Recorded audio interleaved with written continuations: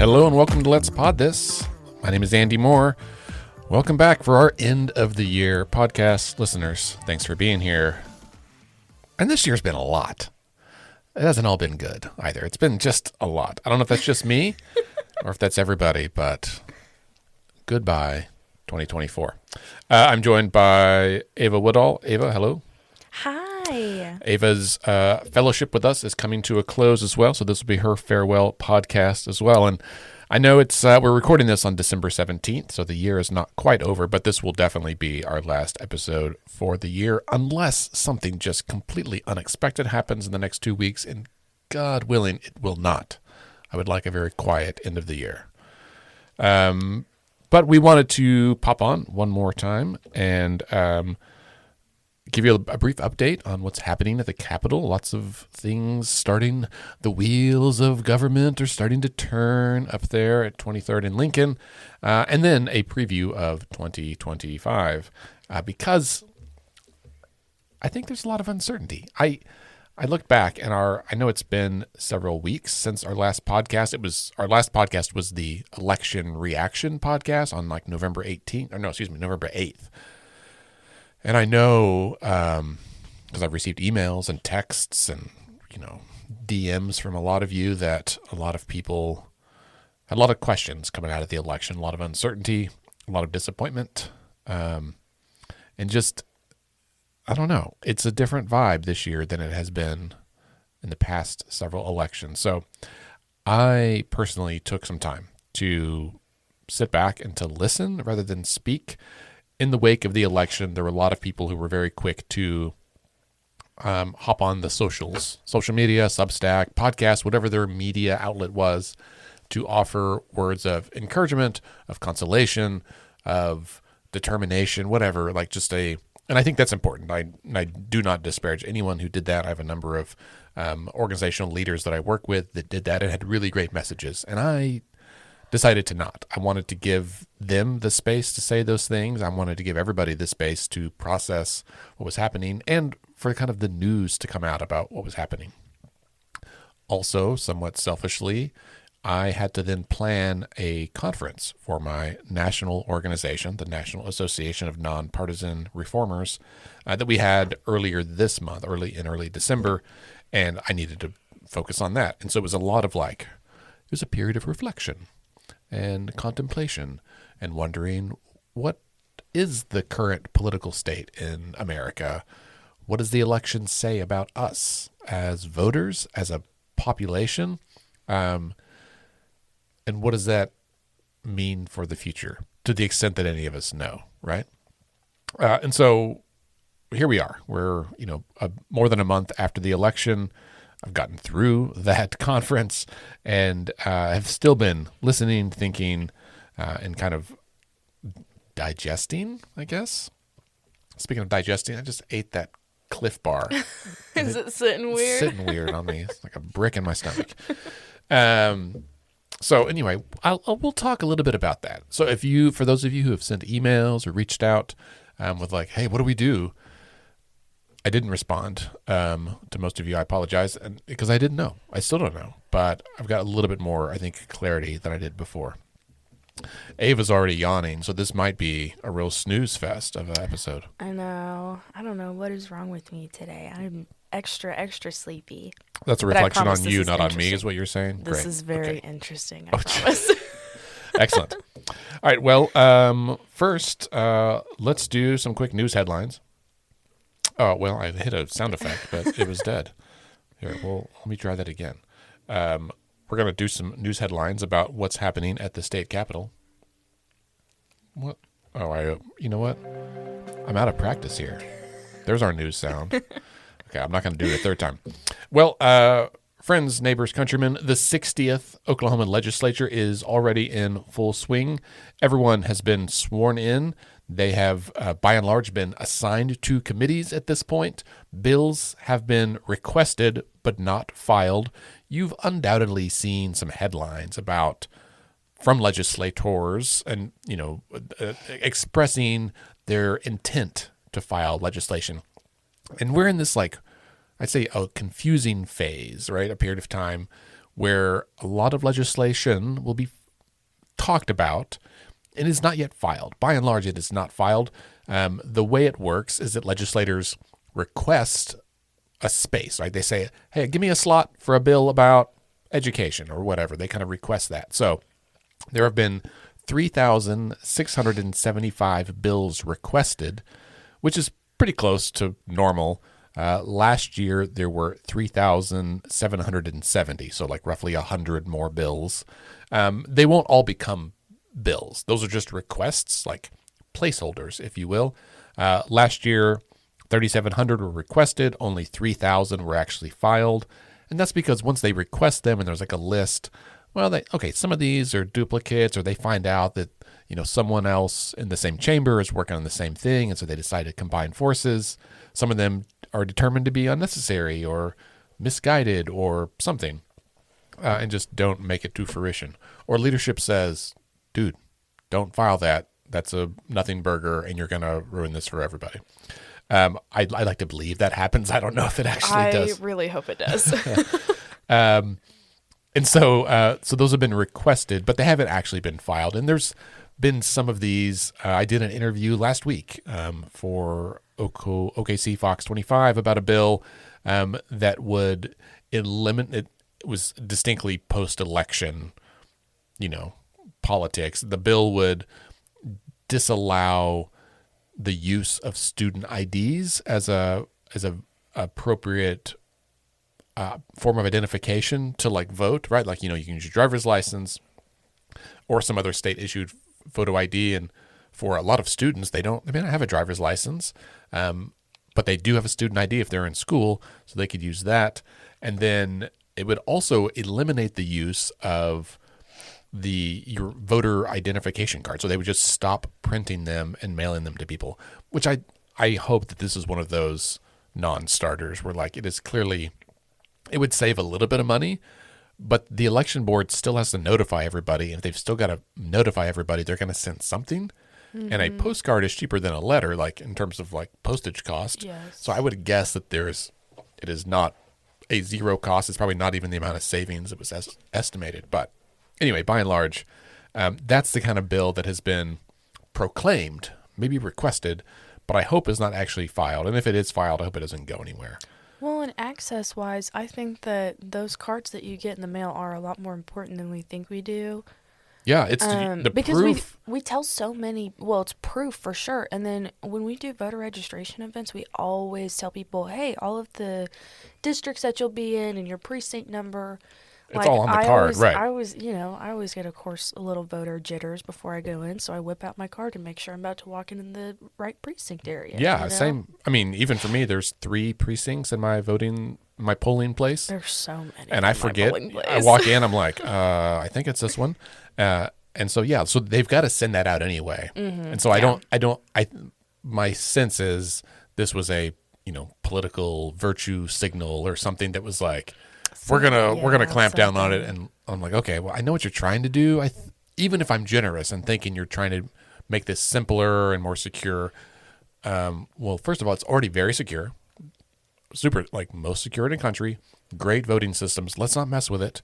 And this would certainly result in harm without any benefit, right? Like sometimes there's a trade-off, but this one is like all harm, no benefit. Yes.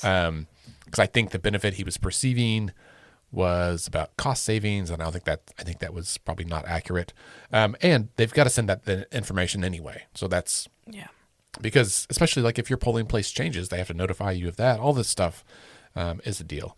And that voter ID card is the best way to know that you are indeed a registered voter because you filed it and you got received confirmation. It gives you your information, your polling place, all that stuff, as we said. So anyway, you get a lot of those bills, right? You get some bills that are typically a Bigfoot bill. Yeah, like it's usually bills that are somewhat salacious or aimed at garnering headlines. Yeah.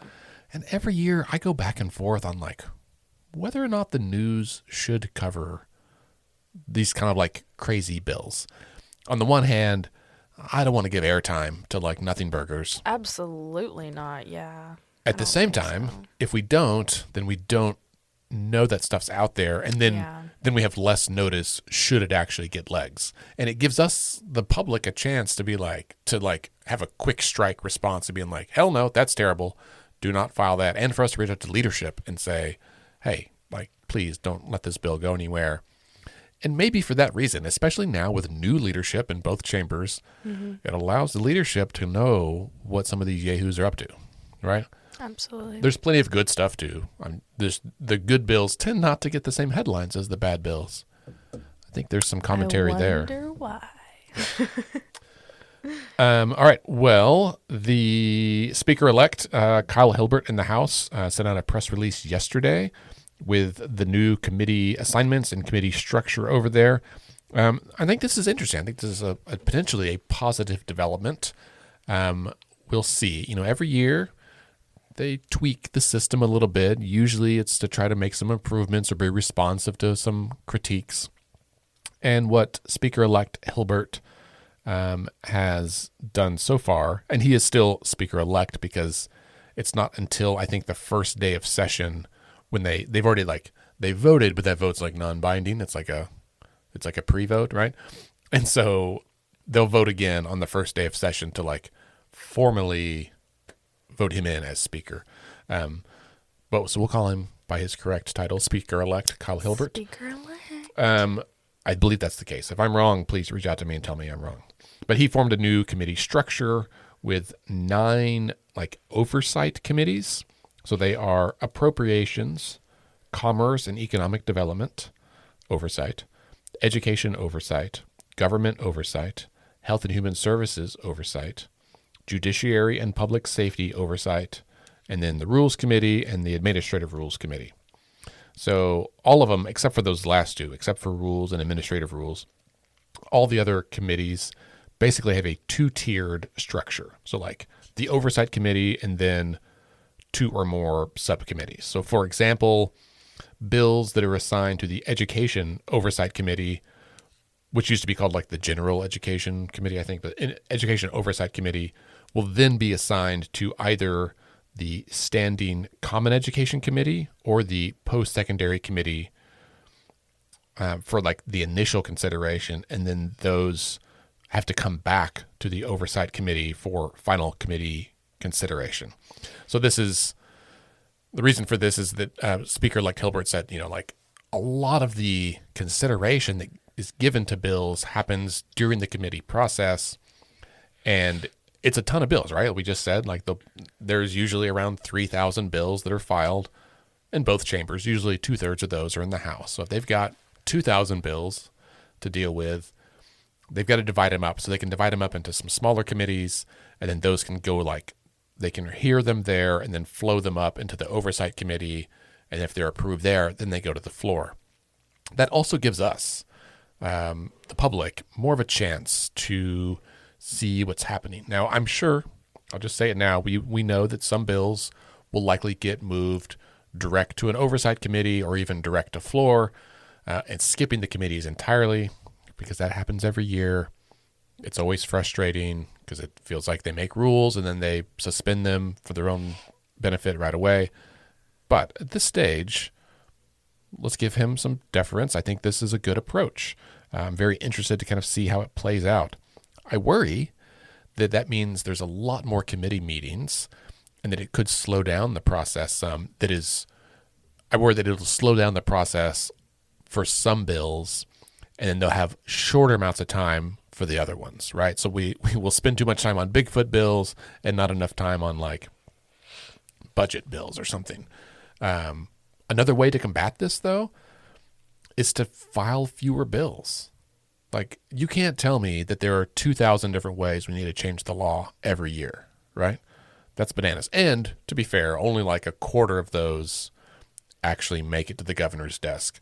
And so we might get, 400 or 500 that are actually signed into law. And even that seems like a lot to change every year. We don't need 500 new laws every year, 500 changes to laws every year. I don't think.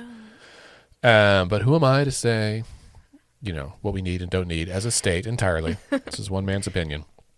But I'll be very curious to see. I'll be curious to see what the members say. For Speaker-elect Hilbert, this is his first year in this position. There's all eyes are on him. We've had McCall for the last, 6 years, 8 years.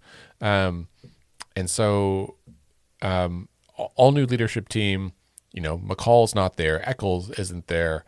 I don't think McBride is there. Like there's a bunch of turnover. And so it's a whole new legislature for us to get to know together. It's like a new relationship. We're dating again. Right now it's all butterflies. We should send them flowers, maybe. I know, right? I'm so excited. Ava's been updating our spreadsheet with all of their contact info so that we can more effectively contact them. So that'll be good. Lots of wonderful new faces. It's interesting. I am definitely interested in seeing how that time management goes. Some exciting new mustaches as well. I'm looking at it right now. Yeah. The headshots of legislators are always a highlight. Everybody got their pictures taken. Always nice. Picture day. This is a good reminder to you listeners that you should go to the App Store, whatever your respective App Store is on your phone, and download an app. If you search for OAEC, that's the Oklahoma Association of Electric Cooperatives, OAEC, it'll probably come up just searching for that. I think right now it's OAEC 59. They haven't updated it fully to be 60, but that app has contact info for all the legislators, including the statewide elected officials. It's a really, really helpful app. You can see maps of their districts, their hometown, their committee assignments. Yeah, if you just search for OAEC, it's the Oklahoma Legislative Guide. The icon has a big 59 in it. They'll update that soon. But it is a really helpful app. It is free. They've got seating charts. They've got a roll call page. You can see their committee assignments, who their assistants are, their hometown, all that stuff. I use it almost every day, honestly, because I'm always like, where's that district? Like right now there's a vacancy in Senate District 8. And I was like, where is that? So I just pull it up and go to the Senate, go to members, search for District 8, find it, look at the map. Oh, it's like Shakota and Muskogee and the eastern part along I-40. I was like, oh, fascinating. And you can take fun quizzes about your legislators on there. Really? Mm-hmm. There's a quiz option, and you can... Oh, I didn't know that. Here, wait, let me go. It's on the main page. I'm going to check it out. You'll have to look. On the... Oh, it is. Right at the bottom. It says quiz. And it takes you to a different page, and you can do... Proprofs.com? Yes, fun quizzes. How well? 5 questions. Ooh, it's recognize them by face. This is also a great place to pull all their headshots if you're making flashcards. I know a lot of lobbyists and advocates will make flashcards so they can recognize them. With that first one, I don't know. I know who it's not. I know. I don't know if we'll find out. Oh, I got it. All right. Is it the same? Wait, is it the same person? Oh, no, we have different ones. We do? Yeah, I know who yours is. Ooh, fun. Okay, listeners, everyone download the OAEC app and do the quiz. And I like that it's different, too. I was assuming that it was going to be the same one every time, or the same 5 people, but I like that it's assorted. Fun way to get to know your legislators. Interesting. That's maybe it's just flashcards for us, and we don't have to make them on our own. Wouldn't that be nice? I know, right? Wouldn't that be nice? Speaking of the legislature, so I mentioned that Senate District 8 has a vacancy. There will also be a vacancy in House District 71 very soon because Representative Amanda Swope, who was recently reelected just last month, but it was announced last week, I think, that she will be leaving the legislature to go work for the newly elected Tulsa mayor, Monroe Nichols, former colleague in the state house. Mayor Nichols has appointed Amanda as the first director of tribal policy and partnerships for the city of Tulsa. So it hasn't been announced yet, but I assume that special election will be sometime in the middle or end of 2025. We'll have to just wait and see when that happens.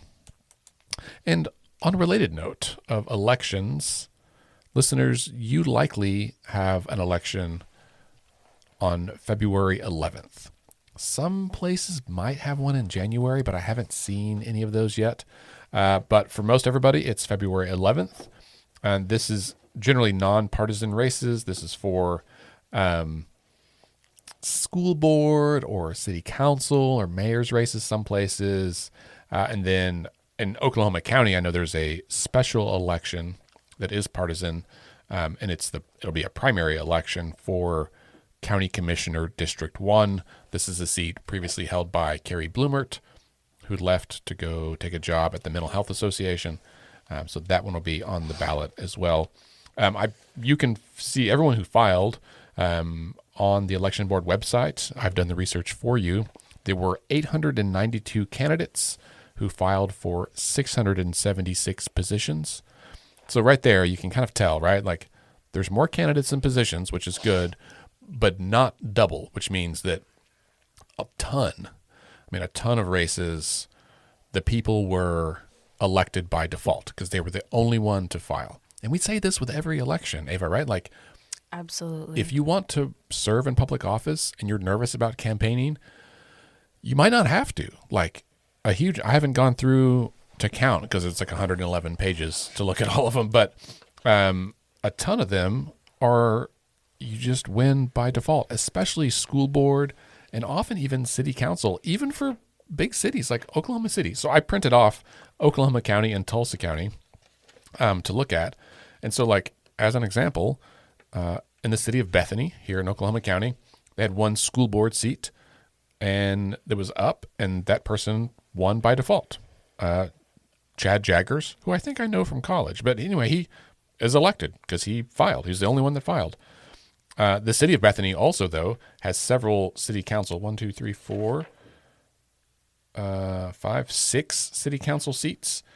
No, sorry, 4. That's Del City down there. So Bethany has 4 wards. One of those was elected by default, Chris Powell. I don't know if he's been on the show, but he's a state chair of the Libertarian Party, I believe. Nice guy. So he won re-election by default. The other 3 seats will have an election.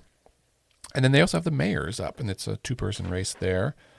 In Oklahoma City, I guess, well, let's do Edmond first. Edmond, there's a race for mayor in February and one of the 2 city council wards.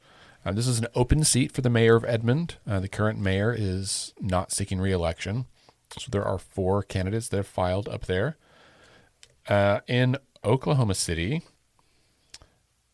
there are 4 council wards that are up. 2 of those, Bradley Carter and Todd Stone, were both reelected by default. So if you live in those wards and you don't like them, you missed your chance. You could have run against them. Even if you do like them and you wanted to have a choice to vote for them, you missed your chance.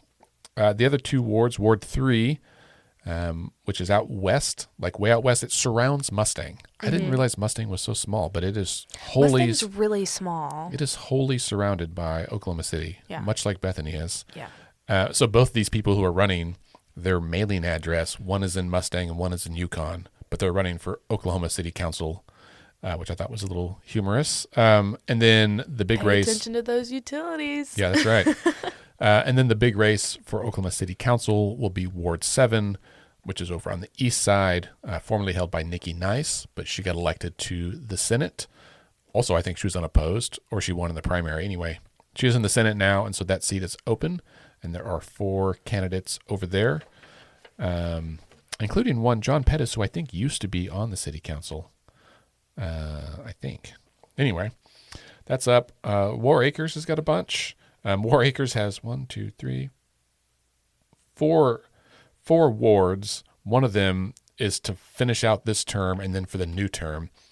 And 4 of those are all will be or are done already. They only had 1 person file. And then one of the wards will actually have a race. In the mayor's race, Mayor Mickley is up for re-election. He's got 2 challengers. Edmond School Board's got 1 race. Hera School Board's got 1 race. Luther, Metro Tech, OKCPS. 2 of the board seats for OKCPS were re-elected by default because they had no opponents. And then the chairperson, Paula Lewis, current OKCPS board chair, is running for re-election, and she does have 2 opponents. So anyway, I'm sure you weren't taking notes on all of that, listeners, but the point is a ton of races, no opponents. There's a lot up. A lot up. In Tulsa, let's see, just a quick glance. Owasso's got a city council race. Broken Arrow's got a city council race. Sand Springs, nope. Both of yours were elected by default. Jinx was by default. Owasso Schools was by default. Frosty Turpin, that's a hell of a name. I wonder if they're related to Mike goodness. Turpin. Probably. Tulsa Public Schools, TPS, you have 2 board seats up that'll be on the ballot. I guess that's it. Yeah, Union by default. Tulsa County had a lot of single people file that won by default. That's wild to me. It is always wild. I mean, essentially, right, like roughly 600 and of maybe close to 700 of these 900 seats were just by default. Mm-hmm. And there's only a few that actually have challengers, because those, if you have like 3 or 4 challengers, it kind of adds up. But that's wild. So there's a huge chance of getting reelected just by putting your name on the ballot. By doing next to nothing. Listeners, if you're making New Year's resolutions, a suggestion from me, research who elects you at every position, right? City council, mayor, all the county positions. You got a county commissioner, then you've got county assessor, treasurer, clerk, court clerk, sheriff, DA, all of those positions. You've got state rep, state senate, governor, all the other statewide, lieutenant governor, insurance commissioner, labor commissioner, treasurer, state auditor. There's a couple I'm forgetting. If you live in a rural area, you might have like a fire district or a water district that represents you. Everyone's got like a Metro Tech district. It's like a institution of higher learning there. And there's a lot of stuff. And as we just pointed out, a ton of these go unfilled. Now, you may have missed the boat for this coming election, but there will be another election, right? There will be more. Find out first of all, find out who represents you, like their name, what the position does. Find out when their term is up. Get to know them. Look them up on social media. Reach out to them. Ask them for coffee. Just say, I want to learn more about the position. They're probably super ecstatic to tell you about the position because no one ever reaches out. I don't have the foggiest idea really what the Metro Tech board does besides oversee Metro Tech, which that's ambiguous to me at best. Ava, do you know what the Metro Tech board does? I am not. I know what a Metro Tech is, but I do not Right. know what the Metro Tech board does. And I do this for a living. So, listeners, I will take this pledge as something in the new year to find out who my Metro Tech representative is and invite him for coffee. Ooh, I could have him on the show. We'll bring him in. You could get smaller board members like that to where it's Yeah. their jurisdiction, I guess Yeah. you could say, is Yeah. just a lot smaller than some of our statewide races and positions. Perfect. Great. Yeah, I think there's lots of opportunity for learning and to get engaged in new ways. I think for me, one of the hard things is I might meet someone who's representing me in some way, and I'm like, oh, I really like them. I think they're doing a good job. And then you're like, I want to be in this office, but I want to run against somebody I like. Okay. Well, there are other opportunities, boards and commissions and stuff, and you should talk to them. You get to know them. You're like, oh, this is really fascinating. I would love to get involved with the city, with the Metro Tech system. There's an opportunity for me to get involved somehow. Like, here's what I bring to the table. Here's why I'm passionate about this. Ask them, because they often are appointing people to those positions. And if they don't know people, they got to kind of find it. And they are always happy to meet more people. Like, more engagement is better, right? Right. Great. So that's your task for the end of this year. The other big news piece we haven't covered is that last month, on November 18th, so about a month ago, our friends up in Tulsa from Oklahoma United filed an initiative petition for open primaries. You probably saw us post about it on social media some. I need to send out an email about it as well. This will be State Question 835, should it appear on the ballot in its current form. They filed it on November 18th. Ava and Preston and I were all there, along with, I don't know, close to 100 people. I think it was a pretty big filing. There was there was a lot more people than what we thought there was going to be, and I think there was lots of good energy and enthusiasm. Yeah. Republicans, Democrats, lots Libertarians. of wonderful support from all the different sides. Yeah. Yeah, it was really a good event. I think this is one of those issues that, I mean, we've been talking about it. It was part of our policy platform beginning in 2019 for Let's Fix This. So this is 5 years coming, something we've been talking about a whole lot. I know Margaret Kobos and her team at Oklahoma United has been all about this for several years. It's really exciting to see it come to this point with broad bipartisan support. And I'm excited about what the future holds for this. So the status right now, I know, once the news headlines hit, a lot of folks reached out and said, hey, I want to get involved. I was like, great. Nothing to do right now. It's Christmas. Go be with your families. Tell them about this. But there's really nothing to do because under a law that passed earlier this year, right now the campaign is in essentially a challenge period, right? So after they file it, notice gets posted in some newspapers, and then it used to be a 10-day period during which people could file a challenge to it, but now it's 90 days. So we're really just waiting around. They can't collect signatures. I mean, they can do education. We can keep talking about it, but we're really kind of waiting to see what happens there.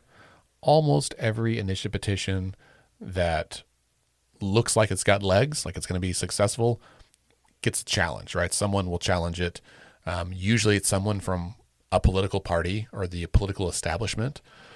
I would expect that's probably the case. Often it's the Farm Bureau or the state chamber, two entities that are, I think, pretty closely aligned with the Republican Party in Oklahoma, that sometimes reach out to challenge this. That was the case with our redistricting campaign.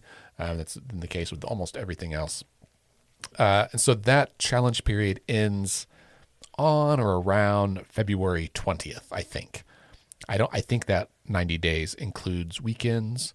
I don't think it's only business days, but this is the first ballot initiative that has been filed that's been subject to this, that's been like a legitimate effort. So we'll find out. So, session starts the first Monday in February, and then a few weeks later should be this. And one of two things will happen. If they do get a challenge, it'll likely go to the state Supreme Court for a hearing, and that can take an unknown amount of time, a couple of weeks, a couple of months. Or maybe it'll be no challenge. Maybe this will blow me away, and then they will move immediately on to signature collection. Either way, I would guess, right? Like there's a chance we might start collecting signatures in March and do like March, April, May. But if there's a challenge, it might not be until later in the summer or the fall. Because that's what we had to do last year with minimum wage. Minimum wage, yep. Yeah. So we were collecting at the Arts Festival. Mm-hmm. That's right. We had to do it during the summer months. Yeah. So this topic of open primaries is something that I care a lot about. I know many of you do as well. And so I think what we'll be doing is talking a lot about it over the next 2 years, right? They're aiming, and they have asked the governor to put it on the November 2026 ballot. It would not apply to the next election cycle, the gubernatorial cycle. It would be after that. But it's a big deal. We'll do more specials about this. I'm certain I've mentioned this in numerous podcasts in the past. I also highly recommend 538's Politics podcast. They have a series called the Primary Problem or something. There's a whole thing about primaries. It was really Primaries Project, I think. The Primary Problem is a separate group, but same issue. How primaries work or don't work. Anyway, highly recommend you check those out. All right. Well, Ava? What's up? Let's talk about you a little bit. Oh, no. You've been with us for almost a year, right? You started in February of this year, I think? I I think it was around End of February, beginning of March. Yeah. So, So right, springtime. early in session. Looking back over this year for you, you're 20, right? You're a sophomore in college. You've been through your first presidential election as a registered voter. Yep. What stands out? Like, what have you learned? What's been most interesting to you that you've learned during your time with Let's Fix This year? Ooh, that is a hard one to pick down. Just because there is so much that I have learned and have taken from this experience. I've talked to so many people. We've done so many events and so much, and we've done quite a bit of voter registration that I think the interesting part for me the most is having talks with people and seeing how, I don't know, how people's behavior patterns kind of work out. Especially when it comes to voting and data. I feel like that's something I picked up on. I was not a data nerd before this, but I definitely am now. I am super into it. And there was just lots, at least for us around here, we just got lots of really good positivity and really great feedback on what we were doing. And that felt really amazing. And especially the big part of learning the importance of small elections, I feel, and our little ittle bittle elections that are so important. Like the ones on February 11th that are coming up.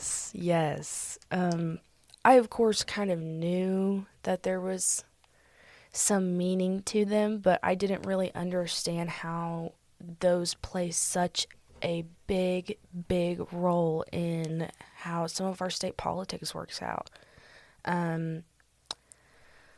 There's just, oh my goodness, there's so much. I just have learned so much information. My brain has been a big sponge since March of this year.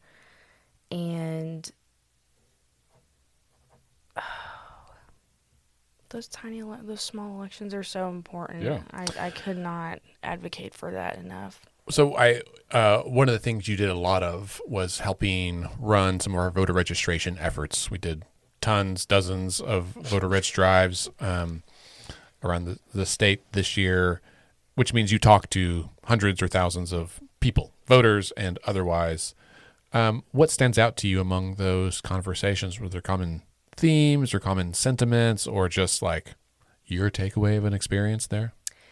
I think that, okay, so we did get a lot of positivity, I will say that, but I'm going to take part of that back because I just remembered another big thing that is super important to me is voter apathy, specifically pertaining to young people ages 18 to 35. Like a high level of apathy? Yes, incredibly high. Did that change? Sorry, I'm cutting you off here. No, but you're good. So obviously, one of the huge things this year in the presidential cycle was that President Biden was the nominee up until 6 weeks out, right? So until July, I guess more than 6 weeks, but up until July, he was the nominee, and there was a ton of apathy before that. And then he dropped out and endorsed Harris, and then it seemed like, at least among many Democrats, the tide turned. Absolutely, yes. Do you feel like that was reflected on youth voters, or do you think the apathy remained after that? So I am personally pretty conflicted about that, and also incredibly disappointed. We spent a lot of time on the ground doing a lot of grassroots work. Yes, like you said, I had conversations with so many people, and of course, a lot of those people were young voters, especially since we did most of our events at the Plaza within the Plaza District. I guess I just got too happy in a nice, wonderful, happy space and kind of reminisced in that for longer than I should have, because I honestly, and I feel like everybody has this collective feeling of, it did feel like our apathy was kind of taking a turn and we were starting to have a more positive outlook on, at least specifically, this past general election. And of course that was not the case at all, and that was like a really big smack in the face of like, things have not changed as much as we think they have. And that also kind of was a slightly eye-opening thing. Like, it was wonderful that I feel like we made a lot of change in the areas that we had worked on, but I got too caught up in that and didn't realize that outside of those smaller spaces that we have not necessarily created, but at least altered a little bit to make those areas more positive and more safe spaces for people. I, didn't take a second to step out of that and look at other parts of the country or even outside of the OKC metro area of what realistically is, what people are thinking. And, probably I would love to hope that every youth voter that I talked to turned out to vote. I'm going to hope and count on it. They probably didn't, though. I know. I was about to unfortunately say that, is that the data and the numbers show completely otherwise. Mm-hmm. So that is definitely really, really disappointing. But to kind of take from that the best of what I can and to move on from that disappointment, it is an interesting data point to see, okay, well, what were things that we were doing before that we can make different? Or what are messages that we might not be giving out properly, or might not be receiving properly, just taking a really, really big temp check of what is actually going on and how people really feel. Yeah. Because it is a lot more different than what we had thought. Not saying that anything, was guaranteed beforehand, before our election results, but, the vibes were different. Yeah. It felt like people were a little bit more positive to some bigger and better things that we could have had. Yeah. Nice. I appreciate your reflection on that. No, I think it's important. That was a deep, deep one that I, of course, have been thinking about this whole time, but not necessarily voicing. Mm-hmm. Yeah. No, I think it's always important at the end of the year for us to kind of look back and think about, where we've been, what we've learned, what happens going forward. What we did, the paths we went down. Yeah. Well, and I appreciate you always telling me what's happening on Snapchat, because I'm not going to get on that app. Oh, don't worry. I'm one of those people that is unfortunately chronically online, but I did learn about a new app called Marco Polo. I've heard of that. You it's just like sending like a video to each other, but like through a server. I mean, you can take a video of yourself, but it's it's like Snapchat, but with like minus 20 million of the features that are on that app. It just takes one action that is on Snapchat and then moves it to a different platform. Right. Snapchat has a monopoly. I have two friends that are on it on Marco Polo, and I was like, "What's the difference between this and just send each other messages?" And they were like, "I don't know." And I guess you could record one message, send it to several people. And of course, you can do that on every single platform available to you. I was like, okay, I'll give this a go for a couple of weeks, but I'm not going to stick with it. It's like that is one feature that almost every app that I use has. And then Video, also right. like 5 different things to go along with it. Yeah, well, this is probably a good segue into what happens next, right? Looking ahead. I'm going to answer for let's fix this, and then, I don't know, some more personal guidance from me. One, I've been really thinking about how we communicate with you, listeners, with the public. We're still a public-facing organization. We do a lot of work behind the scenes with our colleagues that comprise the Oklahoma Civic Engagement Table. That are all organizations that are also kind of working in this advocacy space. We'll keep doing that for sure, and I'm increasing my communication with them. And then publicly, social media, I've really thought a lot about this because it's been just like such a drain on me. And so I would just say, Instagram is probably the best platform to follow us. That's the site that I spend the most time on, and therefore the one that I probably keep tabs on the most for our stuff. Facebook as well. We'll still post some updates to Twitter, but we really don't engage on Twitter the way that we did in the beginning, right? A lot's changed. We are entering our 9th year as an organization, and so I think Twitter was much more useful back in 2016 and 2017 than it is now. And so kind of deprioritizing that. I've got Blue Sky. I've got Blue Sky. Mastodon. I love Blue Sky. I've got Threads. But I find that I have to check 3 apps now, and none of them provide, even collectively, they don't provide the same value that I used to get only from Twitter. So I honestly, like, I checked Twitter today for the first time in a week or something, and it was just like a ton of ads, and it's just kind of like a vast hellscape of ads and crypto things. And I'm like, okay, this is really not useful.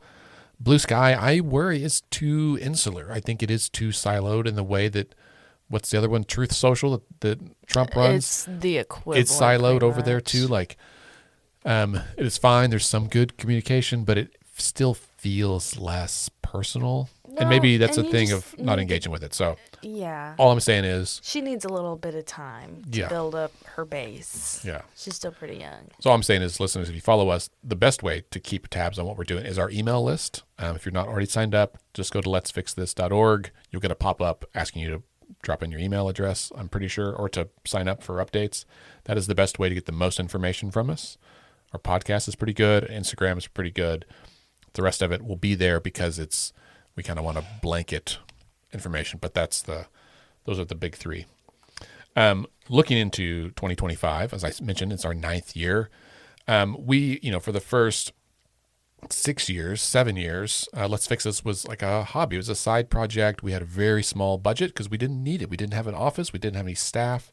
But as we've grown and scaled, we have bigger needs, right? And we have bigger dreams. And right now, our primary limitation on our capacity is fundraising. I don't do Giving Tuesday because I think that has gotten so crowded and annoying. All I do is delete all the emails, and I don't want to be an email you delete, so I don't send one out. If you're someone who's given to us in the past, you're going to get a letter in the mail in the next couple of weeks asking for some support. That's definitely happening. If you've never given to us, here's my ask: $5 a month. I know it's not much. I know it's one more thing, but if you go to our website and you sign up, if we had 1,000 people who gave $5 a month, that's $5,000 a month. I can't tell you how enormous. That's like half our budget. Like, that would change our trajectory for the next year. Would be a huge deal. If you can give $10 a month, which is still way cheaper than Netflix or Disney Plus. Holy moly! I got an update on my Disney Plus account the other day, and I almost shat myself. How much are they charging It's for like that now? $26. Oh my god! I've got like the whole thing with like Hulu and all that. But we watch a lot of Bluey, so I can't cancel it. So yeah, you can't cancel. anyway, that. listeners, forget $5 a month, $10 a month would be a huge deal. You are probably most likely paying for some type of subscription that is either the same price, if not more, that you don't even know about. Well, Because I have fallen victim to that multiple times where I'm like, I didn't even realize that they were charging me a couple bucks every month, you know? it's a cup of coffee a month, as they say, Exactly. which is true. And I'm doing the same thing. Just so you know, like me personally, I think I give $5 or $10 a month to non-doc, and I have for a while. And my plan is to like get one less cup of coffee a month and use that money to support Oklahoma Voice, which is another local journalism outfit. If I can squeeze out 2 cups of coffee, I'm going to give to the Frontier, and Oklahoma Watch. Like, I really Yes. believe in local journalism, and I think you should too.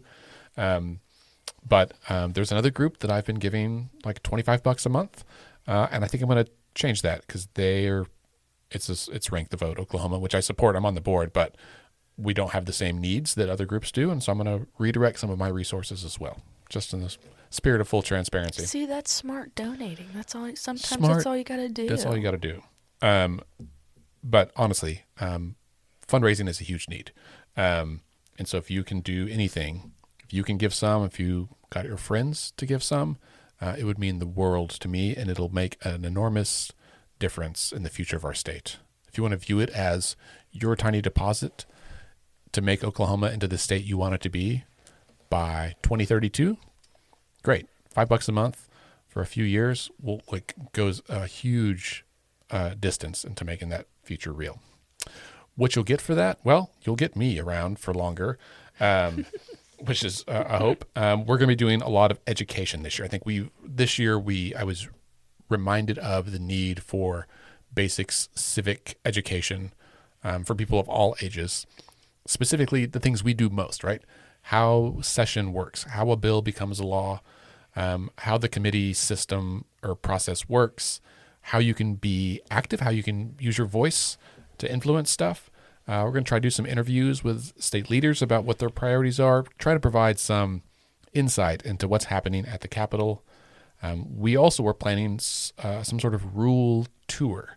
I want to get out of the metro, like as much time as I can. I want to touch grass and like go be with trees and fields anyway. And I would love to meet people. I've hit up every diner here in the metro as it is. I'd love to go to diners in other towns. And so we're looking at doing some of that. All of that takes time and money. And so again, your support is appreciated for that. But it also helps us connect with our friends and neighbors and our listeners who live in rural Oklahoma and often feel forgotten, right? As we see the impact of rising costs on rural communities, services that are shutting down on rural communities, I want to make sure that rural Oklahoma knows how to use their voice as well. That's a big deal. And because there's a lot of interconnectedness that we need to foster, I think, to form a more holistic and healthy functioning state. I've got a couple of trips that I'm working to plan to Ponca City and to Wilburton to talk to city officials there and kind of highlight what's going on in those towns, to share some of that perspective. I'm really jazzed about that because I think it'll be fun and interesting. They're great people, and I'm really looking forward to that. But more of that this year, just more listening. Like honestly, just going places, listening to what Oklahomans have going on, what they care about, and not, golly, I just want to hear what's going on and hear their perspectives on things, and hear what solutions they've identified. It is not for me, and it's not honestly not just for people at 23rd and Lincoln, to like prescribe solutions to problems. I think we forget how smart voters are. We should trust them to have identified the problems and often the solutions. And if not, for them to say, here's the problem, I don't know what to do about it, I need your help. Okay, now we can work on it together. Those are kind of the big things for this year. Because it's not a major election year, I think we'll probably do fewer, voter reg events. I do want to do more community building events. I want to foster ways for us to come together both in person and sometimes online, but to foster that sense of community with one another. So another ask to you, if you are willing to lead a book club online or locally with your friends, I've got a couple of books that I would love to have like book clubs across the state all talk about these things. One of them is a book called The Primary Solution by a man named Nick Troiano. He's a friend of mine. He runs an organization called Unite America. Nick ran for Congress as an independent candidate in Pennsylvania, roughly 10 years ago. And he, like many of us, has been like looking at this landscape of elections and electoral policies, and has come to recognize that closed primaries are one of the biggest problems facing America. And it like underpins other problems we have, like bad policy. So given that there's an open primaries effort already underway, it's a great time to read The Primary Solution. If you want to do a book club on that, hit me up. I'm going to work to we'll buy them, or I'll see if I can get them donated or something. We'll come up with a way to get everyone a copy of the book, at least all the leaders. I can't buy all the participants a copy of the book. That would be hundreds of books. That would be awesome. Be so expensive. But It'd be amazing, but it would be expensive. I'm sure I haven't looked on the Libby app. I'm sure the libraries probably have it. Ooh, yeah. There's lots of ways, but if you want to do that, I'm working on like a curriculum, like a discussion guide that we can all follow and we can all do it together. We'll start that sometime in the spring, and I would love to have you do that. So hit me up for that. Send us an email at podcast@letsfixthis.org. Just go to our website, sign up for updates, and you'll get emails about it. I'll send out some sort of Google form soon. I really hope that can flourish in our smaller rural towns, because that is where the attention needs to be mainly focused on. And that's where all the closed primaries are, right? Mm-hmm. I think we've ran through OKC a little bit. Yeah. Well, and then it's time to shift. Yeah, I'm also thinking about a way to do some sort of like little film series. There's a bunch of like good like pro-democracy documentaries that have come out in the last few years. And then I know of another one that's in production right now. But I've got 2 already that I'd love to host some sort of screenings. So if you've got a venue, if you want to do it at your house, you want to invite 10 friends over and like order pizza and watch a documentary together and discuss it, let me know. I'll come. I'll bring the movie. I'll lead the discussion. There's one about gerrymandering and there's one about primaries, honestly. And it would be really interesting and I think fun in like a way that we used to do. We used to get together and watch movies together. In the old days. Right. When I was a child. All right. So that's what we've got planned for next year. In general, don't panic, right? Whatever, hopefully a lot of you have kind of worked through some of the initial stress or worry after the election, although I know not everybody. Unplug a little bit, spend less time on social media, be aware of where you are consuming your media, your news, your information, use trusted sources. Even if there's someone you trust, but they tend to be like highly partisan, that's going to skew your perception of reality. And this goes both ways. It goes both ways. Find your community. Find your safe community of people. Your you have to talk to people. I've personally seen some people close to me in my life and some relatives that are having a really difficult time and they're just going through a lot of really difficult personal things right now, and election results haven't necessarily made it easier for some of their pre-existing situations. And so I recommend for sure to talk to family members or chosen family, whomever. Well, and for information around state level policies and federal stuff, like look to organizations that you know are going to give you correct information, not necessarily those that package it the shiniest, right? Like it is so easy in today's media environment to post on social media to get likes and hits or to even raise money off stuff that isn't entirely accurate. I have no interest in being salacious. I have no interest in fear mongering. I want you to be informed and measured and ready to roll when the time is necessary, if it's necessary, right? There's a lot of folks that are that want to fuel and stoke your rage or your fear. Don't let them, man. Go touch grass, take a break, hang out with your friends and family, look them in the eye, give them a hug. Sometimes when this might even be just the hardest part of it all is just the waiting. Yeah. And so that's why you have to create some type of community for whatever it is, yes, and find a good, clear, and concise forms of education that help increase and grow your government literacy. Mm-hmm.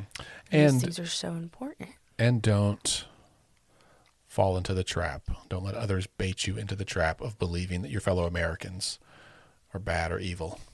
Because we're all Americans. There are some people out there with bad intents, for sure. They will make themselves known. You will know before those conversations happen. But someone that you agree with on 80% of this stuff is an ally, not an enemy, right? So, again, be open, be warm, find those around you. And then I'll end as we wrap up with one final note. And that's hang on, I'm going to stop the music because this is the music and my feeling here don't match. For those of you who, like me, are going into the holidays and you've lost someone this year, know that we're with you, right? Yesterday was the 4-year anniversary of my mom's passing, and this will be the first Christmas without my dad. 5 years ago, I wouldn't have guessed that either way, right? I would have not had any inkling that I would have my parents today. And I know that some of you are in the same boat, and I'm so sorry. The holidays have a way of making everything brighter, heavier, sadder. So give yourself some grace, give yourself some space, and others around you. And give everybody like a little, let that hug last for 1 second more. All right. On that note, thank you for being here. Ava, thank you for being here. Thank you so much for having me and having me for all these episodes. I appreciate it. Listeners, thank you for being here as well. We will see you in 2025. Yeah. That's all I got. Remember, decisions are made by those who show up. Have a good week.